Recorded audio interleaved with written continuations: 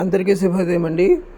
మంగళగిరి ఎర్రపాలెం సుబ్రహ్మణ్యేశ్వర స్వామి దేవస్థానంలో భాగవత సప్తాహ జ్ఞానయజ్ఞం జరుగుతున్నది. మీరందరూ కూడా చక్కటి ఈ ప్రవచనాలు విని ఆ కృష్ణ పరమాత్మ యొక్క ఆశీర్వచనములు పొందండి. Thank you very much for watching my video. Thank you.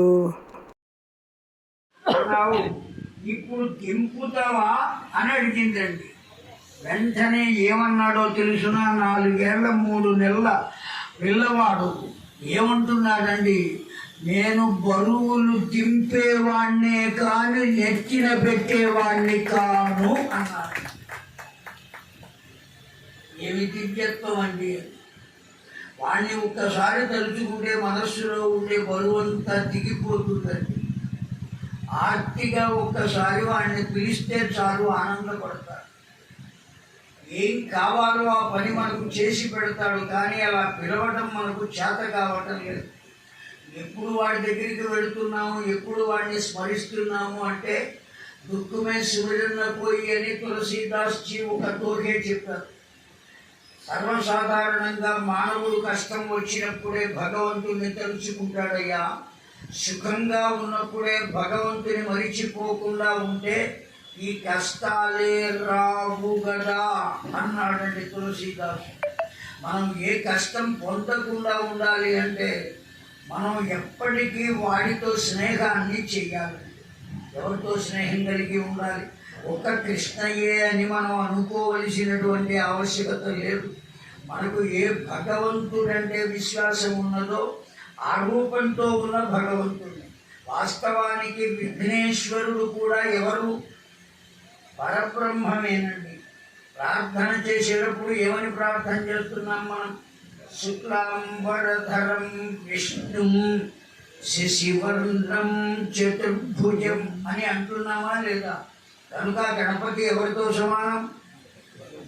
విష్ణువే, పరబ్రహ్మమే. విఘ్నములు తొలగించే సమయంలో గణపతిగా ఉన్నాడు. దేవసేనను తీసుకుని రాక్షసులను గెలవడానికి కుమారస్వామిగా పరబ్రహ్మమే అవతరించాడు. హిందువులకు ఇంతమంది దేవతలు ఎందుకు అని అడిగితే మనం నిలబడి సమాధానం చెప్పగలగాలి.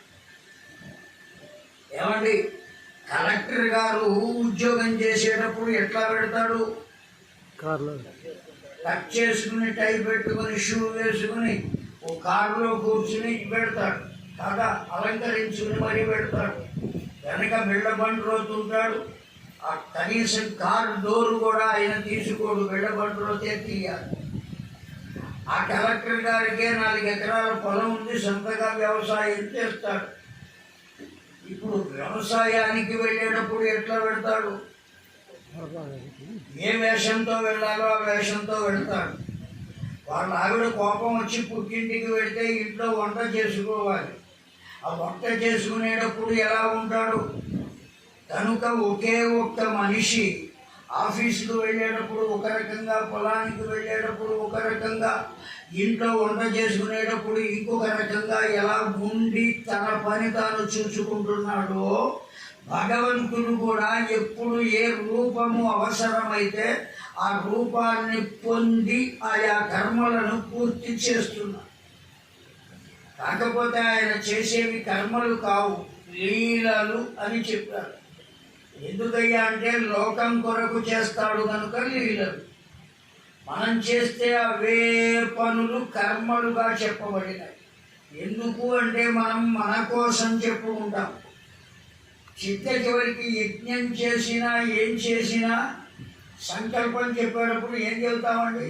ధన కనక వస్తు వాహన సమృద్ధి సిద్ధ్యర్థం, చింతిత మనోరథ ప్రాప్తి సిద్ధ్యర్థం, క్షిప్రమేవ సర్వకార్య అనుకూల్యత సిద్ధ్యర్థం. ఎన్ని లిస్టులు పెట్టామండి! కనుక మన కోసమే చేసుకుంటున్నాం. మన కోసం చేసుకుంటున్నాం కనుక కర్మలు మన కోసం వాడు చేస్తున్నాడు కనుక అతడు చేసేవి లీలలు. మనం కూడా పరోపకారం కోసం కనుక చేసినట్లయితే అవి కూడా ఏమవుతాయండి? లీలలు అవుతాయి. మనం ఏమవుతాం? అహం బ్రహ్మాస్మి అనే స్థితికి చేరుకుంటాం. శరీర భావం ముదిరిపోతుంది ఆ క్రతువు చేత. వారు తన పక్కనే ఉన్న పరిచారకునికి చెప్పారు, అదిగో ఎగిరాల మీద నుంచున్నాడే వాడిని చూసి కూడా. వెళ్ళి చెబితే వచ్చాడు. బాగున్నావా అని అడిగాడట. అడిగినప్పుడు నాలుగు ఏదో మడత పడినట్టుగా మాట వచ్చిందట. స్వామి అట్లా మాట్లాడుతున్నారు, ఏమయ్యింది అని అడిగాడు అతను. నువ్వు వేడి వేడి కాఫీ అక్కడ పెట్టావు కదా, ఆ కాఫీ తాగానయ్యా, నాలుక కాలిపోయింది, అందుకని సరిగా మాట్లాడలేకపోతున్నా అన్నారు పరమాచార్యుల వారు. ద్రష్ట, సర్వము తెలిసినటువంటి వారు. అంతేకాదు లోకంలో కొంత ధర్మాన్ని ప్రతిపాదించడం కోసం సాక్షాత్తు పరమేశ్వరుడే పరమాచార్యులుగా అవతరించి తన ధర్మాన్ని తాను అనుసరించాడు. యతీశ్వరుడుగా, పీఠాధిపతిగా ఎక్కడైనా ఎప్పుడైనా భేషజం కనపడిందాన్ని ఆయన రూపంలో పల్లకి ఎక్కారా, పల్లకి కాదు కారు ఎక్కారా ఎప్పుడైనా పరమాచార్యుల వారు? నేను చూచానండి చివరి రోజుల్లో లంచి పెడితే రిక్షా నడిపేవాడిని పిలుచుకొచ్చి వాడికి ధావళి ఇస్తే వాడు ఆ ధావళి కట్టుకుని రిక్షాని నడుపుకుంటూ వెళితే పరమాచార్యుల వారు ఆ రిక్షాని పట్టుకుని నడుచుకుంటూ వెళ్ళారు ఏకాంబరేశ్వరుడి దగ్గరికి. రోడ్డు మీద నడుచుకుంటూ కింద పడిపోతారేమో అని ఆ రిక్షాని పట్టుకుని వెనక నడుచుకుంటూ రిక్షాలో కూర్చుని వెళ్ళాల. చిన్నపిల్లలకు నడక రావడం కోసం 3 చక్రాల బండి ఇస్తారే, అట్లా బండిని పట్టుకుని నడిచి వెళ్ళారే తప్ప కారు ఎక్కలేదండి.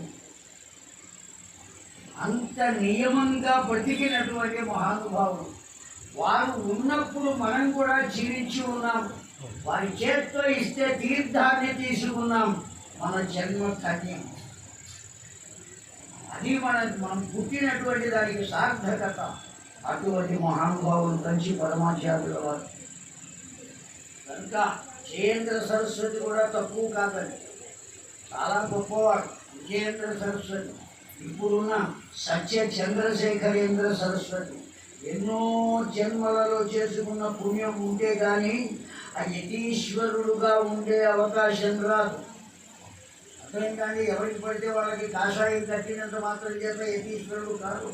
ఆ యతీశ్వర ధర్మం దండం చేతికి రావాలి అంటే ఆ మహానుభావులు ఏ జన్మలో ఎంత పుణ్యం చేసుకున్నారో వారికి ఆ యోగం కలిగింది. అందున ఒక పీఠానికి, ఆమ్నాయ పీఠములలో ఒక పీఠానికి ఆధిపత్యం వహించడం అంటే సామాన్యమైన విషయం అండి. అసామాన్యమైనటువంటిది అంత తేలిక దొరికే. ఇప్పుడు ఆ అక్రూరుణ్ణి అడిగారు.